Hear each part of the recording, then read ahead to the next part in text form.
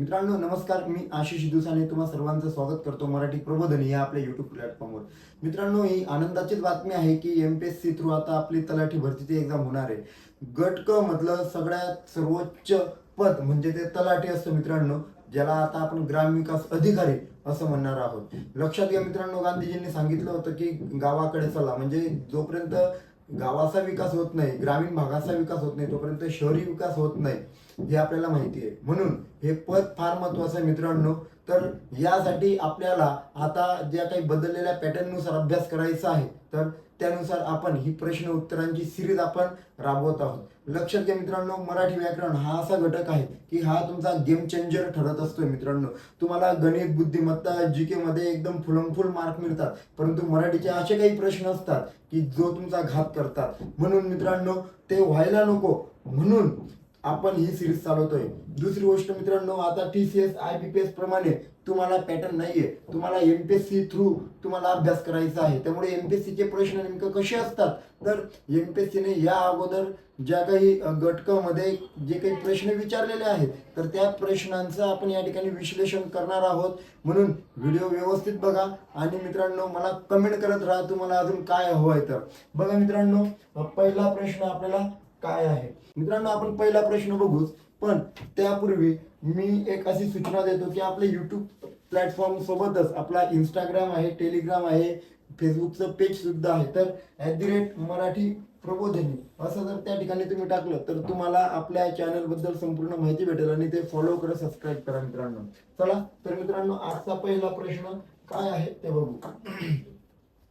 खालील विधाने लक्षात घ्या। बघा मित्रांनो, आता प्रश्नाचं स्वरूप बघा कसं आहे। हे टीसीएस आयबीपीएस प्रमाणे नसतं मित्रांनो, तुम्हाला आता अशा प्रश्नांचा सराव करावा लागणार आहे। बघा, मराठीत एकूण 14 स्वर आहेत मित्रांनो। मराठीत एकूण किती स्वर आहेत? 14 स्वर आहेत का? तुम्हाला विचारात घ्या। याचा अर्थ काय मित्रांनो, तर योग्य विधान ओळखायचं आहे। म्हणजे हे जे 3 विधान आहे यापैकी कुठलं विधान योग्य आहे आणि कोणतं विधान अयोग्य आहे हे तुम्हाला ओळखायचं आहे। त्यानंतर आणि आहा यांना स्वरादी म्हणतात। त्यानंतर क्ष आणि न्य ही मूळ व्यंजने आहेत मित्रांनो। प्रश्न इथं थांबत नाही मित्रांनो, तर प्रश्न तर आता या ठिकाणी तुम्हाला उत्तर द्यायचं आहे की वरील पैकी कोणती विधाने अचूक आहेत। बघा, विचारात घ्या आणि या ठिकाणी जे आहे पुरव अचूक आहे। लक्षात आलंय पुरव? हे गोष्ट तुम्हाला लक्षात घ्यायची आहे। फक्त या ठिकाणी विचारात घ्या, योग्य आहे, मान्य आहे, परंतु एखाद्या वेळेस हा जो शब्द आहे मित्रांनो, या शब्दाकडे तुम्हाला थोडं लक्ष द्यायचं असतं। विधान दिले म्हणजे आपल्याला त्याच्यातून योग्य अयोग्य ओळखायचं आहे, पण योग्यकडे आपलं बरंच लागते। त्यानंतर मित्रांनो हे बघा, खाली 4 पर्याय दिलेले आहेत। आता 4 पर्याय कुठले बघा, फक्त अ आणि ब बरोबर, म्हणजे अ आणि ब बरोबर, त्यानंतर ब आणि क बरोबर, फक्त अ आणि क बरोबर, आणि वरील पैकी सर्व बरोबर असं ड म्हणतंय।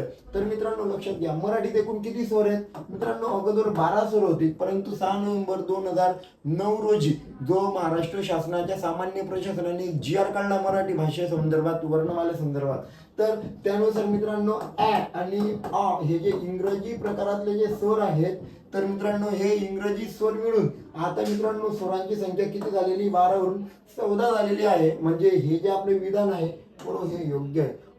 आणि आ यांना स्वरादी म्हणतात मित्रांनो। लक्षात घ्या मित्रांनो, आणि आहा यांना अजूनही हिंदी आणि संस्कृत मध्ये स्वर म्हटलं गेलेलं आहे, परंतु मोरोकेशव दामले यांनी मराठीचं शास्त्रीय व्याकरण लिहिलं आणि त्यांनी हे सांगितलं की यांचा उच्चार जो आहे हा स्वरांवाचून होऊ शकत नाही, म्हणून याच्या अगोदर स्वर येतात, म्हणून मोरोकेशव दामले यांनी याला स्वरादी असं म्हटलेलं आहे। म्हणजे आपलं हे उत्तर हे बरोबर येतं, हे विधानही बरोबर येतं। त्यानंतर क्ष आणि न्य ही मूळ व्यंजने आहेत।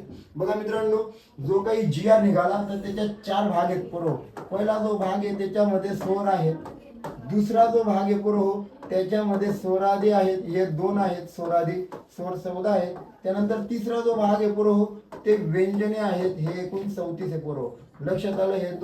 हे दोन ठीक आहे, आणि बरोबर त्यानंतर जो चौथा भाग आहे ते म्हणतो आपण विशेष संयुक्त व्यंजन। मित्रांनो हे 2 आहेत। आता हे 2 कुठले?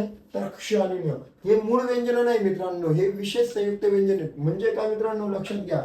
आता या ठिकाणी मी लिहितो बघा, काळजीपूर्वक बघा मित्रांनो हा प्रश्न काय आहे तर. ओके, बघा हा जो आता मी या ठिकाणी क्ष लिहिला, तर हा क्ष कसा तयार होतो, तर हा क अर्धा आणि हा क्ष षटकोनाचा हा मिळून हा क्ष तयार झालेला आहे बरोबर. म्हणजे बरोबर हे मूळ व्यंजन आहे का, नाही नाही, मूळ व्यंजन काय आहे तर हा क आणि हा क्ष हे मूळ व्यंजने आहेत. म्हणजे हा दोन किंवा दोनांपेक्षा अधिक व्यंजने मिळून हा स्वर तयार झाले, सॉरी हे व्यंजन तयार झालेलं आहे. परंतु मित्रांनो हे संयुक्त व्यंजन आहे, याला आपण विशेष संयुक्त व्यंजन असं आता म्हणतोय.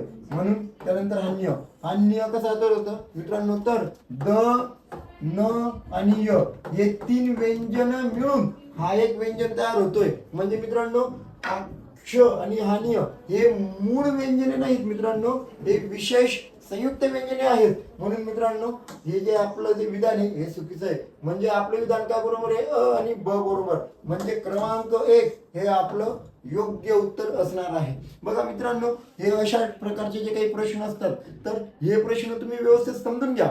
जोपर्यंत मित्रांनो तुम्ही हे प्रश्न व्यवस्थित समजून नाही घेत, तोपर्यंत मी गॅरंटी देतो मित्र हो, तोपर्यंत आपल्याला योग्य त्या रेंज पर्यंत, म्हणजे योग्य त्या आपल्याला जेवढे मार्क हवे तोपर्यंत आपण पोहोचू नाही शकत. कारण की एक गेम चेंजर प्रश्न असतात मित्रांनो, हे वेळ खाऊ प्रश्न असतात. पण खरं सांगू का, जर तुम्ही वारंवार वारंवार वाचत राहिला, सराव करत राहिला, तर असे प्रश्न सॉल्व्ह करायला मी फक्त 15 सेकंद घेईल. फक्त 15 सेकंदात हा प्रश्न सॉल्व्ह होतो. का, माझी प्रॅक्टिस आहे म्हणून. मग तुम्हीही प्रॅक्टिस करा, तुमचेही प्रश्न हे 10-15 सेकंदामध्ये निश्चितच सॉल्व्ह होतात पोरो. एकदम सोपं आहे पोरो, फक्त नजरेने प्रश्न सॉल्व्ह होतो. 14 स्वर आहेत, याला स्वरादी म्हणतात. मूळ व्यंजन आहे, नाही नाही चुकीचं आहे. लक्षात आहे ना, एवढं सोपं आहे. चला पुढचा प्रश्न बघा, संधी प्रकाराच्या योग्य जोडा जोडा. आता बरोबर संधीचा प्रश्न आला की आपले डोळे पांढरे होतात, बरोबर आहे. चला आता उत्तर द्या, डोळे पांढरे होणे ह्या वाक्प्रचाराचा अर्थ काय, बरोबर आहे. चला मित्रांनो, मग संधी ह्या प्रकाराच्या आपल्याला योग्य जोड्या जोडून घ्यायच्या आहेत. आता संधी कोणाला जमत नाही पोरं माहिती का, ज्याला वर्णमाला हा घटक जमलेला नाही, ज्याने समजून घेतलेला नाही, त्याला संधी हा घटक जमत नाही. बघा आता पोरं, सदाचार, मनस्तापन, विद्यार्थी हे आपल्याकडे शब्द आहेत, त्याच्या जोड्या आहेत स्वर संधी, तृतीय व्यंजन संधी, विसर्ग संधी. मित्रांनो बघा आता आपण बघू सदाचार हा शब्द कसा तयार होतो. मित्रांनो सत अधिक आचार या शब्दापासून सदाचार शब्द तयार झालेला आहे. ही तृतीय व्यंजन संधी आहे. या ठिकाणी कठोर व्यंजन इथं एक स्वर आलेला आहे, म्हणून या त्वचा ओळीतला तिसरं व्यंजन द येतं आणि हा स्वर त्याच्यात मिसळून दा तयार झाला पोरो. म्हणून हे जे उत्तर आहे एक काय यायला पाहिजे पोरो, या ठिकाणी बघा ब आलं पाहिजे. ओके, म्हणजे सदाचार ही तृतीय व्यंजन संधी आली. आता मनस्ताप, मन अधिक पुरो ताप, बरोबर आहे. विसर्ग असा काय होईल या ठिकाणी, स होईल आणि हा तो तर मध्ये मिसळतो. म्हणून पुरो हे जे आहे ही मनस्ताप ही विसर्ग संधी आहे, म्हणून दोनचं काय आलं, क आलं. उरलं काय पुरो, विद्यार्थी. मित्रांनो विद्या अधिक अर्थी ही लक्षात घ्या पुरो, विद्या अधिक अर्थी असा तो शब्द आहे, म्हणून ही स्वर संधी आली. म्हणून तीनचं काय होईल, अ.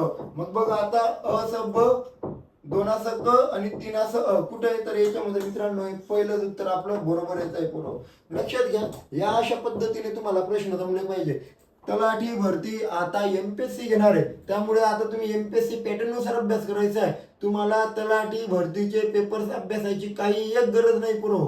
लक्षात घ्या, एमपीएससीचे जे काही आपले पेपर्स आहेत ते आपल्या टेलिग्राम ग्रुपवर, आपला जो मराठी प्रबोधिनी चा जो ग्रुप आहे त्याच्यावर मी सर्व मराठी आणि इंग्रजीचे पेपर देतोय बरोबर. तर हे आयोगाचे सगळे पेपर्स तुम्ही अभ्यासा, त्याचं विश्लेषण करा. मी तर या ठिकाणी प्रत्येक प्रश्न तुमचा घेणार आहे. जवळपास मी सांगतो तुमचे मी 5,500 प्रश्नांपेक्षा जास्त प्रश्नांचं या युट्यूब चॅनलवर विश्लेषण करून घेणार आहे.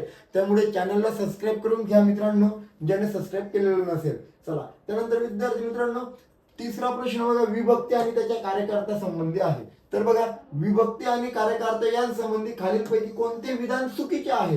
आता विधान चुकीचे आहे म्हणजे आपल्याला त्याच्यातून पण फक्त विधान एक बघा. आता ह्या प्रश्नात काय खाली परत अ बरोबर ब बरोबर काही दिलेलं नाहीये, बरोबर आहे. त्यामुळे फक्त आपल्याला लवकर टिक करून पुढे जायचंय. बघा प्रथमा विभक्तीचा कार्यकार्ता का असतोय पोरो? प्रथमा विभक्तीचा कार्यकार्ता नेहमी का असतो पोरो? कर्ता असतो पोरो, बरोबर आहे.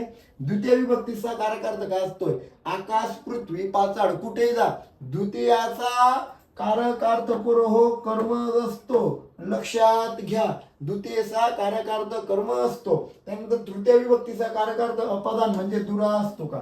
नाही मित्रांनो, द्वितीयचा जो कारकार्थ असतो तो करण असतो मित्रांनो. करण म्हणजे काय तर साधन असतो मित्रांनो, साधन. चला मग आता मला कमेंट करून सांगा अपादान हा कोणत्या विभक्तीचा कार्यकार्थ आहे? मला कमेंट करून सांगा कोणाला हे उत्तर जमतंय. त्यानंतर सप्तमी विभक्तीचा कार्यकार्थ अधिकरण आहे का? मित्रांनो मी म्हटलं बैल तळ्यात बसला, बरोबर आहे. चिखलात कमळ उगवलं तर या, बरोबर आहे ना, सप्तमी आहे, बरोबर आहे.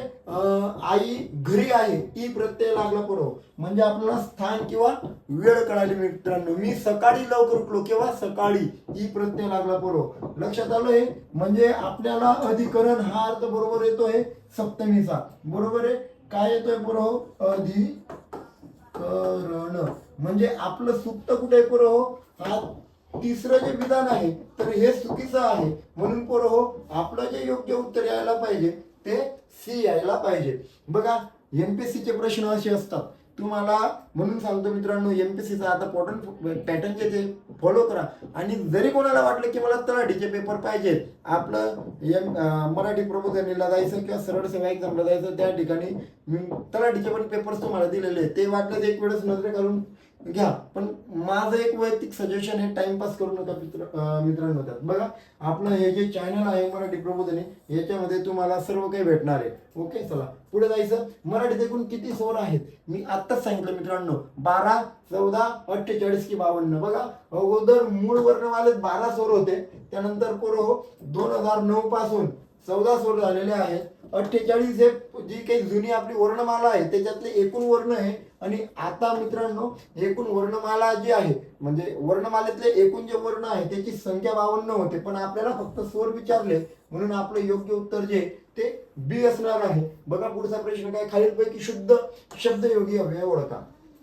आता असे प्रश्न जर विचारले ना पोरं तर लक्षात घ्या, तुम्हाला एकदम कानातून धूर आल्यागत होतंय परीक्षा हॉलमध्ये. हा प्रश्न जो आहे हा एमपीएससी ला तर विचारलाच गेलेला आहे, पण हा पोलीस भरतीला सुद्धा विचारला गेलेला आहे. 2019चा जो पेपर 21ला झाला होता, तर मला असं वाटतं मुंबईला हा प्रश्न विचारला गेलेला आहे पोलीस भरतीला पण.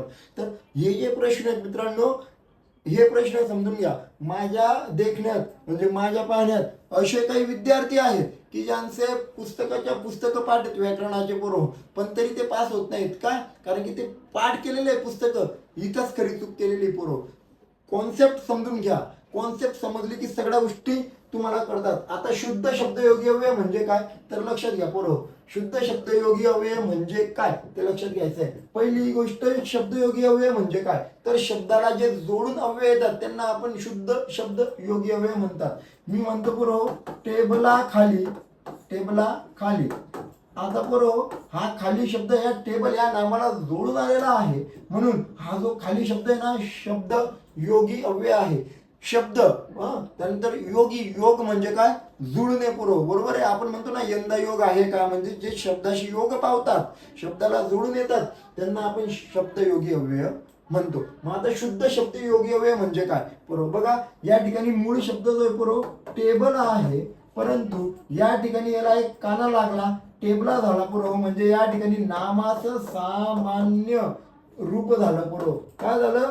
सामान्य रूप झालं. पण प्रत्येक वेळेस बरोबर शब्द योगी अव्ययाचं सामान्य रूप होईलच असं नाहीये. तर लक्षात घ्या, जे शब्द योगी अव्यय नामाला जोडताना नामाचं सामान्य रूप होत नाही त्याला म्हटलं जातं शुद्ध शब्द योगी अव्यय.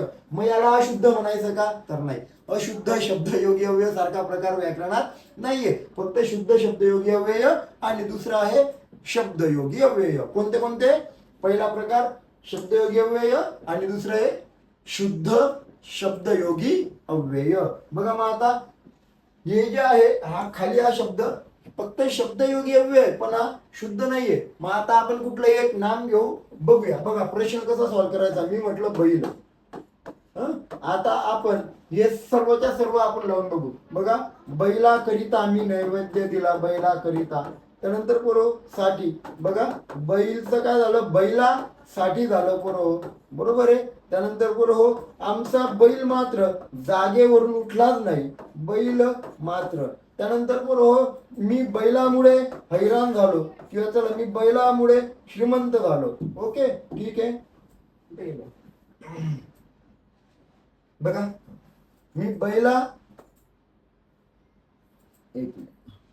मी बैलामुळे श्रीमंत झालो. बघा पोरो, आता या ठिकाणी मूळ शब्द काय होता, तर मूळ शब्द आपला बैल होता पोरो. काय होता, मूळ शब्द बैल होता. पण तुम्हाला कुठल्या ठिकाणी सामान्य रूप आढळत नाही, तर या ठिकाणी फक्त बैलच आहे. पण या ठिकाणी बैला बैला बैला सामान्य रूप झालेलं आहे, या ठिकाणी सामान्य रूप झालेलं नाही. म्हणजे आपलं शुद्ध शब्द योग्य काय, मात्र. मात्र बघा, मात्र आहे, त्यानंतर च येतं, त्यानंतर ही येतं, त्यानंतर सुद्धा येतं. हे जे येत नाही शुद्ध शब्द योग्य आहे. आता तुम्हाला व्याख्या पण विचारली जाऊ शकते, शुद्ध शब्द योग्य म्हणजे काय, तर एकच सांगायचं, नामाला जोडल्यानंतर ज्या नामाचं सामान्य रूप होत नाही त्या शब्द योगी अव्यय यांना शुद्ध शब्द योगी अव्यय असं म्हणतात. तुम्हाला प्रश्न समजलाच असेल. पुढे जाऊया. बघा पोरं, पुढचा प्रश्न, खालील विधाने वाचून प्रयोगाचा प्रकार ओळखा. आता प्रयोगावर कमीत कमी 1 ते 2 प्रश्न आपल्याला विचारले जातात. मात्र प्रयोग जमण्यासाठी आपल्याला प्रत्यय कळावे लागतात, काळ कळावा लागतो, लिंग वचन आपल्याला बदलता आलं पाहिजे, कारण की प्रयोग हे लिंग वचनावरच आहे ना, बरोबर आहे. जर कर्त्यानुसार बदलत असेल तर कर्तरी प्रयोग, कर्मानुसार लिंग बदलत असेल क्रियापदाचा तर कर्मणी प्रयोग, बरोबर आहे ना, हे तुम्हाला माहिती आहे. म्हणजे मग काळ, लिंग, वचन, नाम आपल्याला व्यवस्थित ओळखता आलं पाहिजे. त्यानंतर प्रत्यय लावता आली पाहिजे पोरं. या गोष्टी जोपर्यंत जमत नाही तोपर्यंत आपल्याला ते जमत नाही. पण सगळ्यात महत्वाचं पोरं, कर्ता आणि कर्म असतोय पोरं, लक्षात घ्या. ज्याला कर्ता कर्म काढता आला त्याला प्रयोग जमला. मग पोरं बघा, प्रयोगात कर्ता नेहमी तृतीयांत किंवा शब्दयोगी अवयांत असतो. बघा, प्रयोग या प्रयोगात करता. आता कुठल्या प्रयोगात आहे पोरं, ते आपल्याला शोधायचं आहे. बघा, या प्रयोगात करता नेहमी तृतीयांत किंवा शब्दयोगी अव्ययांत असतो. लक्षात घ्या पोरं. थांबा, थोडी गडबड होत असते पोरं, पण लक्षात घ्या. मी या ठिकाणी लिहितोय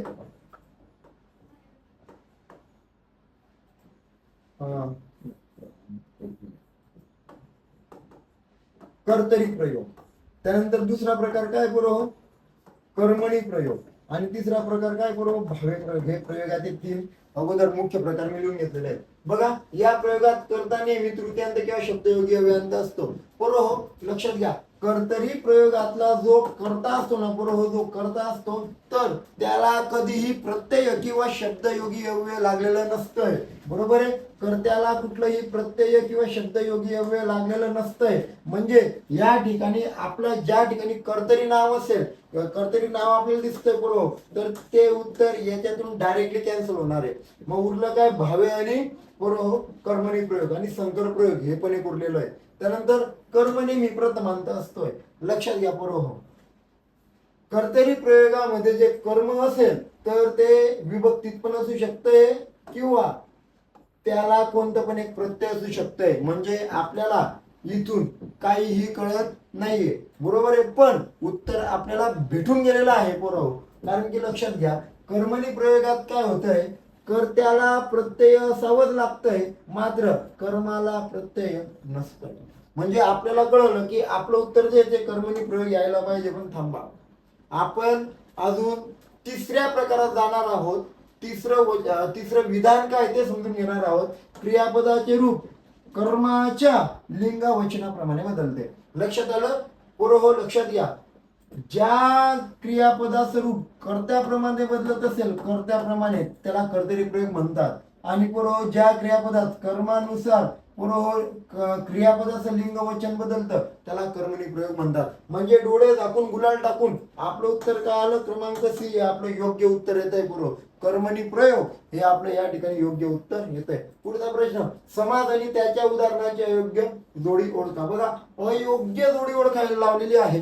प्रश्न वाचन करताना व्यवस्थित प्रश्न वाचन करत चला. कुठे अयोग्य म्हटलेलं आहे, कुठे अचूक म्हटलेलं आहे, कुठं चुकीचं म्हटलेलं आहे. काही ठिकाणी कसं आहे, चुकीची नसणारी जोडी ओळखा. मग आपण काय करतो, फक्त चुकीची जोडी ओळखतो. बरोबर आहे ना? तर असं काही करू नका पोरं हो. लक्षात घ्या. अव्ययभाव समास, तत्पुरुष समास, द्वंद्व समास आणि बहुव्रीही समास. आता बघा पोरं, आपण प्रत्येक जोडी ओळखतोय. या ठिकाणी गै आणि हजर हे दोन शब्द आहेत. पोरं, गै हजर हा अव्ययभाव समास आहे. तोंड पाठ हे दोन शब्द आहेत.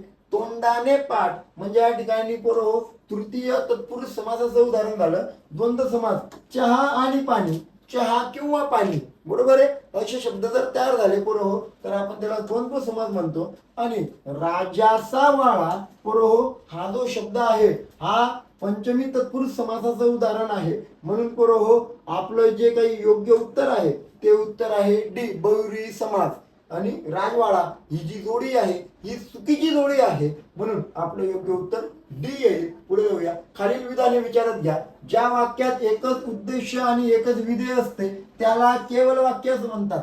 बरोबर, लक्षात घ्या. केवल वाक्यामध्ये जो कर्ता असतो आणि जे क्रियापद असतं ते एकच असतं. म्हणजे काय, एकच क्रियापद आणि एकच कर्ता असतो. एखाद्या ठिकाणी दोन दोन कर्ते असतात आणि दोन दोन क्रियापद पण असतात. उदाहरणार्थ काय, जर पाऊस आला, जर पाऊस आला. आता पाऊस आला, बरोबर आहे.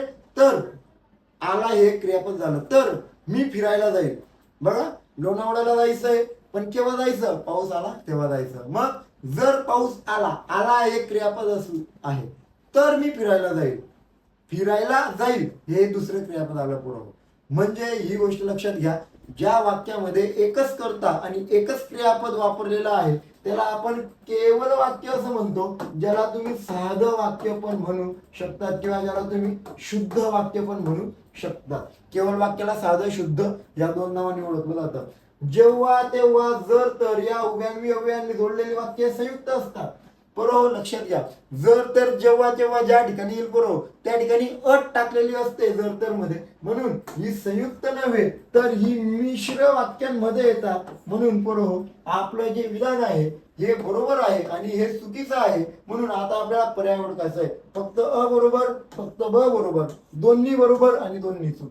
लक्षात घ्या. बरोबर, या गोष्टी आपल्याला व्यवस्थित समजून घ्यायच्या असतात. काही ठिकाणी काय असतं, दोन्ही जर बरोबर असले तर तुम्ही काय करतात, अ बरोबर ब बरोबर, दोन्ही बरोबर दोन्ही चूक.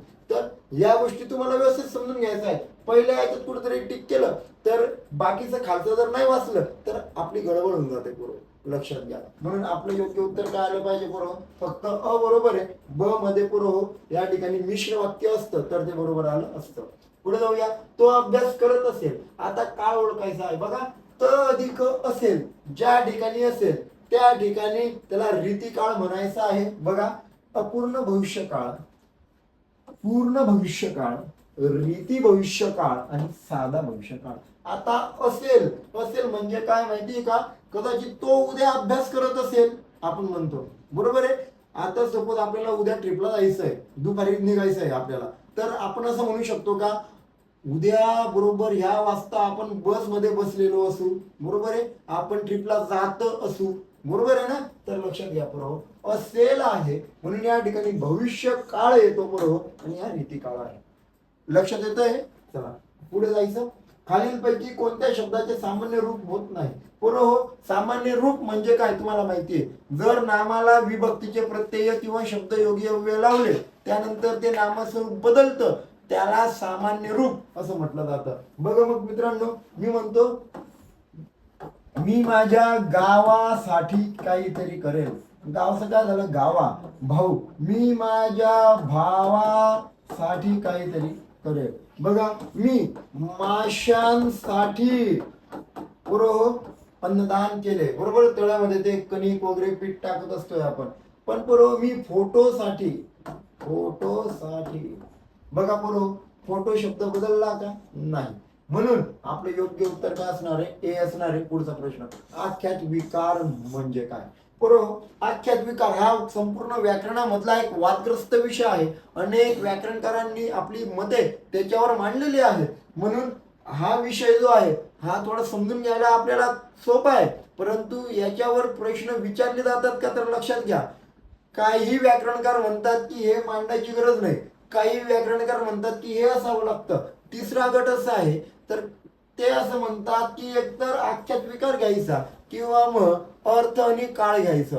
बरोबर आहे. पण मोरो केशव दामलेंनी सांगितलं की काळ आणि अर्थ पण इन्क्लूड करायचं व्याकरणात आणि आख्यात विकार हे पण राहू द्यायचं. कारण की काहींचं म्हणणं होतं की जे काळ आणि अर्थ आहे ते कशावरून मानायचं पोरं, तर लक्षात घ्या. काहींचं म्हणणं होतं अर्थावरून माना, काहींचं म्हणणं होतं त्याला लागलेल्या प्रत्ययावरून माना. मग अर्थ आणि प्रत्यय जे आहेत काळाचे तर आणि अर्थाचे त्याच्यावरून या सगळ्या गोष्टी आहेत. आपल्याला तेवढ्यामध्ये आज जायचं नाहीये. आपल्याला ग्रामविकास अधिकारी व्हायचं आहे. ग्रामविकास अधिकाऱ्याला जेवढं अपेक्षित आहे तेवढं आपण ते सर्व करू. बघा, नामाच्या मूळ रूपात होणारा बदल, नामाच्या मूळ रूपात जो बदल होतो पुढं, तर आपल्याला विकार आख्यात म्हणजे काय ते बघायचंय. आता नाम आणि आख्यात याच्यात फरक आहे पुढं. आख्यात याचा अर्थ काय माहिती का तुम्हाला? आख्यातचा अर्थ पुढं क्रियापद असा होतो. काय होतो? आख्यातचा अर्थ क्रियापद असा होतो. क्रियापदाच्या मूळ रूपात म्हणजे धातूत काळ व अर्थानुसार होणारा बदल, त्यानंतर लिंग वचनानुसार होणारा बदल, विशेषणाच्या रूपात होणारा बदल. नाही मित्रांनो, काळ आणि अर्थाचे जे प्रत्यय आहेत त्याच्यानुसार जो काळ धातूमध्ये म्हणजे क्रियापदामध्ये जो बदल होतो त्याला आपण आख्यात विकार असं म्हणतो. बघा, आख्यात म्हणजे क्रियापद, विकार म्हणजे बदल. क्रियापदाच्या मूळ रूपात झालेला बदल म्हणजे आख्यात विकार होय. आपलं उत्तर काय यायला पाहिजे? मग क्रमांक बी यायला पाहिजे. पुढं ज्यांनी कोणी अजून आपलं चॅनल सबस्क्राईब केलेलं नसेल मराठी प्रबोधनी @मराठी प्रबोधनी, ज्यांनी कोणी अजून सबस्क्राईब केलेलं नसेल त्यांनी सबस्क्राईब करा, इन्स्टाला फॉलो करा. त्यानंतर पुढं आपलं टेलिग्राम चॅनल आहे ज्या ठिकाणी मराठीच्या नोट्स, मराठीचे सराव प्रश्न आणि संपूर्ण माहिती त्या ठिकाणी देत असतोय. त्यानंतर फेसबुक पेज आहे मराठी प्रबोधनी, मराठीतून टाकलं तर त्या ठिकाणी आपलं पेज येईल. तर पुढं हो लक्षात घ्या, यूट्यूब, इन्स्टा, टेलिग्राम आणि फेसबुक या चारही प्लॅटफॉर्मला तुम्हाला त्या ठिकाणी जॉईन व्हायचं आहे. म्हणजे वेगवेगळी माहिती वेगवेगळ्या प्लॅटफॉर्मवर आपण देत असतोय. चला पुढे जाऊया. पुढचा प्रश्न आहे, विरामचिन्हे वापरण्यासंबंधी चुकीचे विधान ओळखा. मित्र, विरामचिन्हे हा असा घटक आहे की तो शिकायला अर्ध्या तासात होईल किंवा 1 तासात होईल, परंतु त्याची प्रॅक्टिस आपल्याला महिनोनी महिने करावी लागते. बरोबर लक्षात घ्या. आपण दैनंदिन व्यवहारामध्ये जी काही प्रॅक्टिस करणार आहोत तर त्या प्रॅक्टिसचा फायदा आपल्याला विरामचिन्हात होणार आहे. आपण एवढं अशुद्ध लिहितो बरोबर विरामचिन्हांबाबत की आपल्यालाच कळत नाही की आपण काय करतोय. लक्षात घ्या, कुठलंही चिन्ह कुठे आपण जोडत असतोय. बघा, बरोबर विरामचिन्हे वापर कुठे चुकीचं विधान ओळखायचं आहे. बघा, दोन छोटी छोटी उभ्यान्वये अव्ययांनी जोडताना अर्धविराम वापरतात. बरोबर लक्षात घ्या. आता उभ्यान्वये जोडायचे आहेत. आणि, अथवा, आणखी, परंतु, पण हे जे आहेत हे सर्वच्या सर्व काय हे सर्वच्या सर्व उभ्यान्वये आहेत. त्याच्यावर अर्धविराम वापरतात का? अर्धविराम कसा असतोय तो समजून घ्या. असा एक गोल असतोय आणि खाली फक्त असा जो कॉमा असतोय ना तो असतो, याला आपण अर्धविराम असं म्हणत असतो. तर एखाद्या शब्दाचा अर्थ स्पष्ट करण्यासाठी कंस वापरतो का? बरोबर आहे. जर तुम्हाला एखादी गोष्ट जर तुम्हाला सांगायची तर आपण काय त्याचा समानार्थी शब्द वगैरे ना कंसात लिहून घेतो. इंग्रजी असेल किंवा इंग्रजी लिहित असेल तर तिथं पुढे तुम्ही मराठी लिहू शकताय, किंवा एखादा शब्द असेल तर त्याचा तुम्ही व्यवस्थित गोष्ट लिहू शकताय कंसामध्ये. बरोबर आहे ना. मग बोलणाऱ्याच्या तोंडचे शब्द जसेच्या तसे दाखवण्यासाठी एकेरी अवतरण चिन्ह वापरले जाते का? मी म्हटलं स्वामी विवेकानंद म्हणाले की यशस्वी जिंकेच तर थांबू नका. आता एखाद्या तोंडाचे वाक्य जसे तसे म्हणायचे आहे तर रामदास स्वामी असे म्हणाले की क्रियेविना वाचाडता व्यर्थ आहे. बरोबर आहे. महात्मा गांधी म्हणाले की गावाकडे चला. बघा, जे कोणी म्हणतंय तर त्याच्या तोंडचे वाक्य म्हणायचे. सुभाष बाबू म्हणाले तुम मुझे खून दो मैं तुम्हें आजादी दूंगा. म्हणजे लक्षात घ्या मित्रांनो, एखादा व्यक्ती बोलत असेल तर त्याचं बोलणं जे आहे ते आपण असं कॉम्यात दाखवतो. बरोबर, तर लक्षात घ्या. बरोबर आहे. पण या ठिकाणी जे सिंगल अवतरण चिन्ह जे आहे म्हणजे एकेरी अवतरण चिन्ह हे येत नाही. तर एखाद्या वाक्याचं जे एखाद्या व्यक्तीच्या तोंडचं जर बोलणं तुम्हाला त्या ठिकाणी लिहायचं असेल तर त्या ठिकाणी असे 2-2 अवतरण चिन्ह तुम्हाला लागतात. म्हणजे काय बरोबर, सुभाष बाबू म्हणाले, मी इथं लिहिलं सुभाष बाबू म्हणाले की लिहिलं, कॉमा दिला. बरोबर, कॉमा दिल्यानंतर बरोबर या ठिकाणी मी असं म्हणेल सुभाष बाबू म्हणाले की तू मुझे खून दो मैं तुम्हें आजादी दूंगा, इथून तर इथपर्यंत ते वाक्य सुरू होऊन संपलं, म्हणून इथं दुहेरी अवतरण चिन्ह आलं पाहिजे. आता बघा, वाक्यात एखादी गोष्ट ठळकपणे सांगायची असल्यास दुहेरी अवतरण चिन्ह वापरतात. तर हे पण बरोबर आहे का पोरं? तर लक्षात घ्या पोरं, आपल्याला चुकीचे उदाहरण ओळखायचं आहे.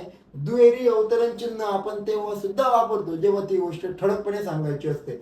सुबाई बाबू काय म्हणाले, आपल्याला ठळकपणे सांगायचंय, त्या ठिकाणी आपण दुहेरी अवतरण चिन्ह सुद्धा वापरतो. पण चुकीचं काय आहे, तर आपल्याला चुकीचं सांगितलं म्हणून सी हे आपलं विधान चुकीचं आहे. बघा, शक्य क्रियापद असलेले वाक्य ओळखा. आई बाळाला हसविते, आता त्याला थोडे चालवते, तो नेहमी उशिरा येतो आणि मुलांनी खरे बोलावे. आता शक्य क्रियापद म्हणजे काय पुरव, लक्षात घ्या. शक्य म्हणजे काय, तर एखादी गोष्ट मी करू शकतो याची मला शक्यता नव्हे, तर माझ्यात ते सामर्थ्य आहे. ते सामर्थ्य असतं म्हणजे ती गोष्ट करण्यासाठी मला शक्य आहे, माझ्याकडून करणं ते शक्य आहे, मग त्याला आपण म्हणतो शक्य क्रियापद. बघा, आई बाळाला हसवते, बाळा हसत नाहीये, हसवणारी कोण आहे माहिती का, आई आहे पोरो, आई आहे. हे जे आहे हे प्रयोजक क्रियापद आहे. प्रयोजक जे क्रियापद प्रकार आहे आपला प्रयोजक, तर तो आहे. त्यानंतर त्याला आता थोडे चालवते, कोणाला चालवते, त्याला आता थोडे चालवते, म्हणजे त्याच्याकडून आता थोडे चालवणे शक्य आहे, म्हणून पोरो हे आपलं जे आहे शक्य क्रियापद. तो नेहमी उशिरा येतो.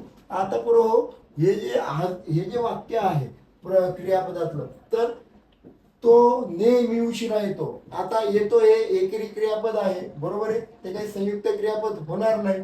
तो येतो, कोण येतो, तो येतो, तर हे अकर्मक क्रियापदाचं वाक्य पुरव, अकर्मक क्रियापदाचं वाक्य. मुलांनी खरे बोलावे, काय बोलावे पुरव, खरे बोलावे. आता मुलांनी बोलावे, स्पष्ट बोलावे, खरे बोलावे, पण काय बोलावे माहिती आहे का पुरव, नाही, म्हणून हे पण पुरव अकर्मक क्रियापदाचं वाक्य आहे. आपलं योग्य उत्तर काय आहे पुरव, त्याला आता थोडे चालवते. लक्षात आलं. चला पुढे जायचं. गोगलगाय आणि पोटात पाय या म्हणीचा समानार्थी वाक्प्रचार ओळखा. अंगावरचे कातडे काढणे, उंटावरचा शहाणा, पांढरा प्रजनी, का केतकडचा गावाला वरसा. मित्रांनो, गोगलगाय आणि पोटात पाय म्हणजे काय, आपल्या ग्रुपमध्ये एखादं पोरग असते किंवा एखादी पोरगी असते, बोलत नाही, एकदम शांत शांत असते पोरो, पण आपल्याला नंतर कळतं पोरो की यांनी काय काय कान करून ठेवलेले आहे, बरोबर आहे. याचं भांडण त्याच्याशी लावायचं, त्याचं भांडण त्याच्याशी लावायचं, सगळ्यांचं ऐकून घ्यायचं आणि उच्चाप ती गोष्ट कोणाला तरी सांगून द्यायची पोरो, बरोबर आहे ना. हे अशा गोष्टी असतात की गोगलगाय आणि पोटात पाय, म्हणून पोरो त्याला आपण पांढरा परीस असं म्हणत असतोय पोरो, लक्षात घ्या. आता गोगलगाय पोटात पाय हे कुठं, ही ग्रामीण भागामध्ये जास्त उच्चारले जाईल, परंतु जो पुण्यासारखा जो शहरी भाग असेल तर त्या ठिकाणी त्याला अजून शुद्ध म्हण वापरली जाईल किंवा शुद्ध अशी उपमा दिली जाते पोरो. आणि पुण्यातल्या उपमा कशा असतात हे आता तुम्हाला सांगायची गरज आहे का, नाही, तर पुण्यामध्ये असे शब्द वापरले जातील पोरो, पांढरा परीस, बरोबर आहे. चला, शब्द शक्तीचे मुख्य प्रकार किती आहेत व कोणते आहेत पोरो, फक्त किती नाही तर कोणते दिलेले आहेत. शब्द शक्तीचे मुख्य प्रकार 3 आहेत पोरो, 3च आहेत आणि 3च राहणार आहेत पोरो.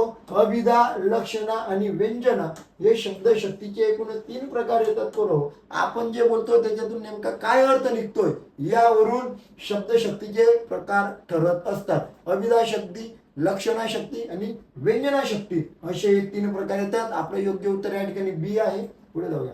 खालीलपैकी पुलिंगी शब्दाचा गट ओळखा. ग्रंथ, रुमाल, लाडू, वही, पुस्तक, लेखणी, दार, वासरू.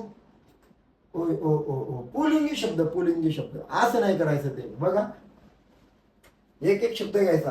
पुलिंगी शब्द, तो ग्रंथ, ओके, तो रुमाल, ओके, तो लाडू, ओके. आपलं योग्य उत्तर भेटलं ना आपल्याला ए, पण इथं थांबायचं नाही, गडबड नाही करायची, पूर्ण बोलून घ्यायचं. ती वही पहिल्या ज्याच्यात ते गड, इकडे जायची गरज नाही, पहिला शब्द आपल्याला दिसून गेला. ती नदी, बघा बरोबर, ते दार, ते वासरू, तो समुद्र, ती विहीर, ते पुस्तक, ती लेखणी. म्हणजे हे गोष्ट लक्षात घ्या पोरो, या ठिकाणी इकडे वाचायची पण गरज नाही, कारण की पहिला शब्दाचं लिंग पुलिंगी नाहीये, बरोबर आहे. म्हणून आपलं योग्य उत्तर काय आलं ए. पुढे जाऊया. आवृत्तीवाचक संख्या विशेषण असलेले उदाहरण काय पुरावा. संख्या विशेषणातला हा महत्वाचा पार्ट आहे आवृत्तीवाचक संख्या विशेषण, आणि आवृत्तीवाचक संख्या विशेषणावरच पुरव जास्त प्रश्न विचारले जातात, लक्षात घ्या. आवृत्ती म्हणजे काय, पटीत वाढणे किंवा डबल होणे, उजळणी होणे पुरव, बरोबर आहे. मग आता पहिला क्रमांक संख्यावाचक विशेषण आहे, पण हे क्रमवाचक संख्यावाचक विशेषण आहे. क्रम आहे पहिला, दुसरा, तिसरा, बरोबर आहे, म्हणून क्रमवाचक आहे. द्विगुणित आनंद, पटीने वाढलेला आनंद, द्विगुणित दुप्पट आनंद होणे, म्हणून आपलं योग्य उत्तर काय आलं पाहिजे, बी आलं पाहिजे. सर्व मुलं पण किती मुलं, 10, 20, 25 नाहीये, म्हणजे अनिश्चित संख्यावाचक विशेषण. आणि 5-5चा गट, बरोबर. आता 5-5चा गट या ठिकाणी दोघी संख्या सारख्या आहेत, बरोबर, म्हणून याला आपण पृथकत्ववाचक संख्या विशेषण असं म्हणू आणि आपलं योग्य उत्तर बी ला टिक करू. पुढे जाऊया. काट्याने काटा काढणे या वाक्प्रचाराचा अचूक अर्थ कोणता? बरोबर, लक्षात घ्या. काट्याने काटा काढणे हा जो प्रकार आहे तर आपल्याला आपल्या आयुष्यामध्ये हे वाक्य प्रत्येकाने आपण यूज केलेलं आहे, ऐकलेलं आहे, बरोबर आहे. तर बघा आता या वाक्प्रचाराचा अर्थ काय हे आता मी सांगायची तुम्हाला गरज आहे का नाही? असे सोपे पण प्रश्न विचारले जाऊ शकतात, पण पूर्व लक्षात घ्या तुमच्याकडनं याच्यामध्ये पण सिलेबस टिकून जाते. बघा, काट्याने काटा काढणे, संकटावर मात करणे, शत्रूचा नाश करण्यासाठी दुसऱ्या शत्रूचा वापर करणे, वेदना सहन करणे, अतिशय वाईट कृत्य करणे. म्हणजे पूर्व लक्षात घ्या, एखादी गोष्ट असेल ती गोष्ट करण्यासाठी त्याच्या समकक्षीय गोष्टींचा वापर करणे म्हणजे काट्याने काटा काढणे. जर हे थोडं माझं बोलणं तुम्हाला कठीण वाटत असेल तर ही ओळ वाचून घ्या. शत्रूचा नाश करायचा आहे तर त्याचा नाश करण्यासाठी आपण दुसऱ्या शत्रूचा वापर करून घ्यायचा, बरोबर. त्याला म्हटलं जातं काट्याने काटा काढणे. चला, बरोबर. जे कोणी अजून आपल्या मराठी प्रबोधिनी या युट्यूब चॅनलला सबस्क्राईब केलं नसेल त्यांनी सबस्क्राईब करा, बेल आयकॉनला क्लिक करा. जे इंस्टाग्रामला ज्यांनी अजून फॉलो केलं नसेल तर मराठी प्रबोधिनी इंस्टाग्रामला फॉलो करा. त्यानंतर बरोबर टेलिग्राम आपला ग्रुप आहे तो पण जॉईन करून घ्या. FBचं पेज आहे त्याला पण तुम्ही फॉलो करा मित्रांनो. @मराठी प्रबोधिनी असं जर तुम्ही टाकलं तर तुम्हाला सगळीकडे आपलं हे चॅनल, पेज, अकाउंट सगळीकडे भेटून जाणार आहे. ओके, चला ठीक आहे. 19वा प्रश्न, अलंकार ओळखा. बरोबर, अलंकारावर किमान एक प्रश्न विचारला जातो आणि त्या ठिकाणी आपली गाडी बरोबर गुतायला सुरुवात होते. लक्षात घ्या, बरोबर अलंकार फार सोपे आहेत रे. फक्त तुम्ही काय करतात, तुम्ही ते ना पाठांतर करतात. तुम्ही पाठांतर करतात म्हणून बरोबर कुठंतरी चुकतात, बरोबर आहे. जोपर्यंत तुम्ही पाठांतर करणं सोडत नाही तोपर्यंत अलंकार मध्ये तुम्ही चुकणं हे नेहमीच होणार आहे. म्हणून अगोदर अलंकार काय पुरव ते समजून घेत चला. बघा, अलंकार ओळखा. सजली तुझे मुख चंद्रच. आता पुरव लक्षात घ्या. उपमा, रूपक, उत्प्रेक्षा, श्लेष. तुम्ही मला माहिती तुम्ही उपमा अलंकार देणार आहेत पण ते चुकीचं आहे पुरव. का चुकीचं आहे लक्षात घ्या. पुरव सजनी तुझे मुख म्हणजे चंद्र. उपमा अलंकार केव्हा येतो पुरव? मी जर म्हटलं सजनी तुझे मुख चंद्रासारखे आहे, बरोबर आहे. उपमा मी आता दिलेली आहे पण जेव्हा मी ही उपमा देण्यासाठी उपमान आणि उपमेय हे वेगळे मानतच नाहीये. तो जो आकाशात जो रोज चंद्र येतोय तो कुठला वेगळा नाहीये. ती माझी प्रेयसी जे तो चंद्र नाहीये. मी आकाशात बघतोय चंद्र आहे, त्याच्यावर डाग आहेत, खड्डे आहेत, सगळं दिसतंय पुरं, पण तरी माझं मन मानायला तयार नाहीये. एवढं प्रेम मी माझ्या प्रेयसीवर करतो म्हणून मी सांगतोय तो चंद्र नाहीये, माझ्या प्रेयसीचं ते मुख आहे. म्हणजे उपमा आणि उपमेय जेव्हा एकच आपण मानतो त्यावेळेस बरोबर त्याला रूपक अलंकार म्हणतो. दोघी हे वेगळे रूप नाहीये, हे एकच आहे, बरोबर आहे. माझी सून लक्ष्मीच पहिले 8 दिवस नंतर ती अवदसा वाटायला लागते, तो भाग वेगळा आहे बरोबर. पण आत्ता सून काय आहे बरोबर, तर आत्ता ती लक्ष्मी आहे. म्हणजे सून आणि लक्ष्मी वेगळं नाहीये, एकच आहे. एक रूपकता आपल्याला त्याच्यातून जाणवते म्हणून बरोबर त्या ठिकाणी रूपक अलंकार हे आपलं योग्य उत्तर असणार आहे. मग असे प्रश्न जे हे तुम्ही जोपर्यंत व्यवस्थित सॉल्व्ह करत नाही, व्यवस्थित तो अलंकार समजून घेत नाही तोपर्यंत बरोबर तुम्हाला अलंकार मध्ये काही तो 1 मार्क येत नाही. आणि त्या 1 मार्कनेच बरोबर तुमची नोकरी जाते किंवा राहते. कोणी 1 मार्कने, कोणी 2 मार्कने त्या वेटिंग लिस्ट मध्ये असतात किंवा राहत आहेत, बरोबर. पुढे जाऊया. योग्य जुळवा समानार्थी शब्द. कमळ, चंद्र, समुद्र, सुधाकर, सरोज, रत्नाकर. बघा बरोबर आता योग्य जोड्या जुळवायच्या आहेत. बघा, कमळ, कमळ म्हणजे काय बरोबर, सरोज आहे, बरोबर आहे. चंद्र म्हणजे काय बरोबर, सुधाकर आहे. आणि समुद्र म्हणजे काय बरोबर, तर रत्नाकर आहे. बघा समानार्थी शब्दाच्या योग्य जोड्या जुळवा. अगोदर काय असायचं बरोबर, एकच कुठला तरी शब्द विचारायचे आणि सांगायचे याचा अर्थ सांगा किंवा याचा समानार्थी शब्द सांगा. आता एका प्रश्नात त्यांनी आपल्याला 3 प्रश्न विचारून घेतलेले आहेत. लक्षात आलं? बघा असा एकचं काय आलं पाहिजे बरोबर, तर ब आलं पाहिजे ब. त्यानंतर दोनाचं काय आलं पाहिजे अ आलं पाहिजे, आणि तीनाचं काय आलं पाहिजे तर तीन आलं पाहिजे. बघा एकचं काय आहे ब, दोनाचं काय आहे अ. हा चला याच्यामध्ये पण पुरं पहिलाच प्रश्न उत्तर जे पर्याय जे ते आपलं उत्तर येतं पहिला पर्याय. बघा 21वा प्रश्न, खालीलपैकी व्याकरणदृष्ट्या अचूक म्हणजे शुद्ध शब्दाचा पर्याय निवडा. आशीर्वाद शारीरिक दीपावली, आशीर्वाद शारीरिक दीपावली, आशीर्वाद शारीरिक दीपावली, आशीर्वाद शारीरिक दीपावली. आता पुरव जगामध्ये महाराष्ट्रामध्येच नव्हे तर अख्ख्या भारतात सर्वात जास्त चुकीचा लिहिला जाणारा शब्द माझ्या अनुमते जर असेल पुरव तर तो पुरव हा आशीर्वाद येतो. तुम्ही असा लिहिता बरोबर आहे. आशीर्वाद शब्द कसा लिहिला जातो, आशीर्वाद असा तो शब्द लिहिला जातो. बरोबर लक्षात येतोय का, आशीर्वाद शब्द असा लिहिला जातो. आता बघून घ्या कुठल्या ठिकाणी तुम्हाला शुद्ध शब्द दिसतोय तर इथं दिसतोय, बाकीच्या सगळ्या ठिकाणी असा दिसतोय. शारीरिक शब्दामध्ये पोरहो असा लिहिला जातो आणि दीपावली शब्द पोरहो असा लिहिला जातो. बरोबर आहे का, बरोबर आहे का, बरोबर आहे का. अरे नाही येऊ शकत पोरहो का, मी आताच सांगितलं पोरहो आशीर्वाद शब्द कसा आहे. मग आशीर्वाद शब्द त्या ठिकाणी दुसरी विलांटीचा पाहिजे. त्या ठिकाणी शारीरिक शब्दामध्ये पण दोन र येतात बरोबर, आणि त्याच्यामध्ये काय होतं पहिला दीर्घ येतोय आणि तो दुसरा जो र येतोय बरोबर तो रस होणार आहे. बरोबर आहे, दुसरा र जो ना बरोबर तो रस होणार आहे. दीर्घ रस्व शारीरिक हे गोष्ट लक्षात ठेवा. काय दीर्घ रस्व शारीरिक, दीर्घ रस्व शारीरिक, दीर्घ रस्व शारीरिक, दीर्घ रस्व शारीरिक हे शब्द मी 3 उच्चारले ते पाठ ठेवा.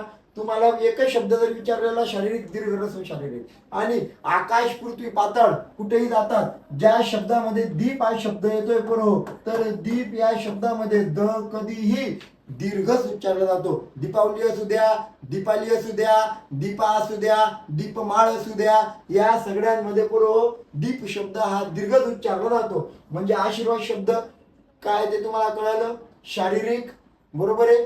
काय म्हणाल तुम्ही दीर्घ रस्व.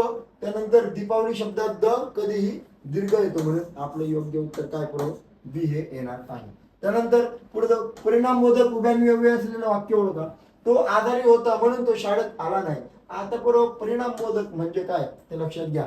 एका वाक्यात जी काही क्रिया झालेली आहे त्याचा परिणाम आपल्याला पुढच्या वाक्यात कळणार आहे, त्याला आपण परिणामबोधक किंवा परिणाम सूचक उभ्यान्वये म्हणतो. बघा तो आजारी होता म्हणून तो शाळेत आला नाही.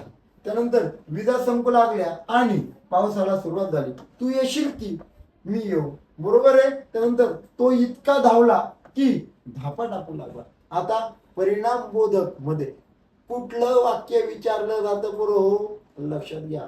हॉस्पिटल, मुंबई, आजार, बरा झाला, लक्षात येतं ना बरोबर. तर बरोबर लक्षात घ्या. आता परिणाम काय, तो आजारी होता बरोबर आहे म्हणून तो शाळेत आला नाही.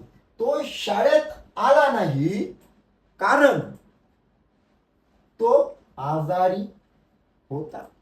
आता याला तुम्ही स्वरूप बोधक म्हणाल की परिणाम बोधक म्हणाल की कारण बोधक म्हणाल बरोबर. त्यानंतर बरोबर डी बघा, तो इतका धावला. अरे कितका धावला, किती धावला, काय झालं, काय झालं पुढे. बरोबर आहे, मी इथंच थांबलो. आता तो इतका धावला की काय झालं पुढे माहित नाही.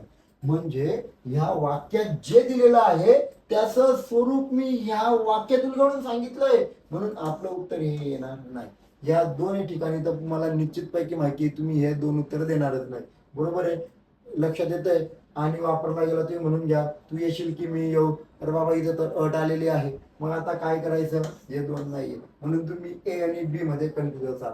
तो इतका धावला की कितका धावला माहित नाही, या ठिकाणी परिणाम नाहीये. या ठिकाणी तो किती धावला हे सांगितलं गेलेलं म्हणजे या ठिकाणी स्वरूप व्यक्त केलेलं आहे. पण तो आजारी होता याचा परिणाम असा झाला की तो शाळेत जाऊ शकला नाही. बरोबर आहे. त्याला मुंबईला नेलं म्हणून तो वाचला. तो वाचल्याचा परिणाम आहे.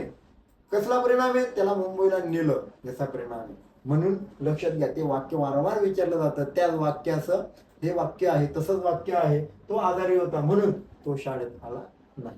बघा पुढचा 23वा प्रश्न, नामाच्या ऐवजी येणाऱ्या शब्दाला सर्वनाम म्हणतात. यापैकी खालील कोणता शब्द सर्वनाम नाही. बघा मी, स्वतः, जो हे तिन्हीच्या तिन्ही सर्वनाम आहेत. एकूण मुख्य सर्वनाम, सर्वनाम तर अनेक आहेत पण मुख्य किती आहेत तर मुख्य 9 आहेत पोरं. मी, तू, तो, हा, जो, कोण, काय, आपण, स्वतः हे 9 सर्वनाम आहेत. बरोबर. सुंदर हे आपले योग्य उत्तर असणार आहे, कारण की सुंदर हे नाम नाहीये, सर्वनाम पण नाहीये, हे नामाबद्दल माहिती सांगणारे विशेषण आहे. बरोबर आहे. चला 24वा प्रश्न, धातू साधित कृदंत म्हणजे काय? बरोबर. धातू साधितला आपण कृदंत असं म्हणतो, पण ते म्हणजे काय? धातूला प्रत्यय लागून अपुरी क्रिया दाखवणारा शब्द, वाक्याचा अर्थ पूर्ण करणारा शब्द, नामाबद्दल विशेष माहिती सांगणारा शब्द, 2 वाक्य जोडणारा शब्द. 2 वाक्य जोडणाऱ्या शब्दाला आपण उभ्यान्वयव्य असं म्हणतो. नामाबद्दल विशेष माहिती सांगणारा जो कोणता शब्द असेल पुरव त्याला आपण विशेषण म्हणतो. वाक्याचा अर्थ जो पूर्ण करतो त्याला आपण क्रियापद असं म्हणतो. परंतु त्या मूळ धातूला काहीतरी प्रत्यय लागून पण जर क्रिया अपूर्ण राहत असेल तर आपण त्याला धातू साधित किंवा कृदंत असं म्हणत असतो. म्हणून आपलं योग्य उत्तर ए आहे. पुढे जाऊया. तू माझे ऐकलेस हे बरे झाले. या वाक्यातील हे काय आहे? बघा, दर्शक सर्वनाम, संबंधी सर्वनाम, प्रश्नार्थक सर्वनाम आणि आत्मवाचक सर्वनाम. हे सर्वनाम आहे एवढं निश्चित आहे. बरोबर आहे. तू माझे ऐकलेस हे बरे झाले. हे म्हणजे काय बरोबर? आता दर्शक आहे, संबंधी आहे, प्रश्नार्थक आहे. बघा, सगळ्यात महत्वाची गोष्ट बरोबर आत्मवाचक आहे का? तर आत्मवाचक तर निश्चितच नाही. दुसरी गोष्ट हो, या ठिकाणी हे जे सर्वनाम आहे याला प्रश्नचिन्ह आहे का वाक्यात? नाहीये. म्हणजे हे सुद्धा आपलं योग्य उत्तर नसणार आहे. मग दर्शक सर्वनाम आणि संबंधी सर्वनाम. दर्शक सर्वनाम कुठलं माहिती आहे का? हा आणि तो. हाचे रूप होतात, ही होते, हे होता आणि ह्या होतात. बरोबर आहे. तोच काय होतं तो होत, त्यानंतर ते होत, ती होत आणि त्या होतात. लक्षात आलं? संबंधी सर्वनाम कुठले आहेत संबंधी सर्वनाम हा जो येतो जो. आणि जोचे रूप काय येतं? जो येईल, ज्या येईल, जी येईल. बरोबर आहे. लक्षात आलं? म्हणजे या ठिकाणी जी, ज्या, जी असं काही आहे का? जे काहीच नाहीये. साली पण नाही, जिजाजी पण नाही, काहीच नाही. या ठिकाणी शुद्ध हे वापरलेलं आहे. तू माझं ऐकलेस हे बरे झाले. म्हणजे आपलं योग्य उत्तर दर्शक सर्वनाम आलं पाहिजे. आणि मी तुम्हाला वारंवार सांगतो की आपलं मराठी प्रबोधिनी चॅनल तुम्ही सबस्क्राईब करा. त्यानंतर इंस्टाग्राम चॅनल आपलं अकाउंट फॉलो करा. आपलं जे टेलिग्राम चॅनल आहे ते जॉईन करून घ्या. म्हणजे तुम्हाला नोट्स वगैरे मला व्यवस्थित तुमच्यापर्यंत पोहोचवता येतील. ह्या झालेली PDF मी त्या ठिकाणी टाकतोय म्हणजे तुम्हाला ते परत एक वेळेस सॉल्व्ह करता येईल, प्रश्न लिहून घेता येतील. त्यानंतर इंस्टाग्रामच्या चॅनलला मी तुम्हाला काही सराव प्रश्न सुद्धा देणार आहे, ते तुम्ही बघा. त्याचं विश्लेषण मी परत इकडे घेत जाणार आहे. म्हणजे तुमची प्रॅक्टिसही होईल. तुमच्या मनात ज्या शंका असतील त्या माझा जो नंबर आहे 8600293932 त्याच्यावर तुम्ही मला सगळे प्रश्न विचारू शकताय.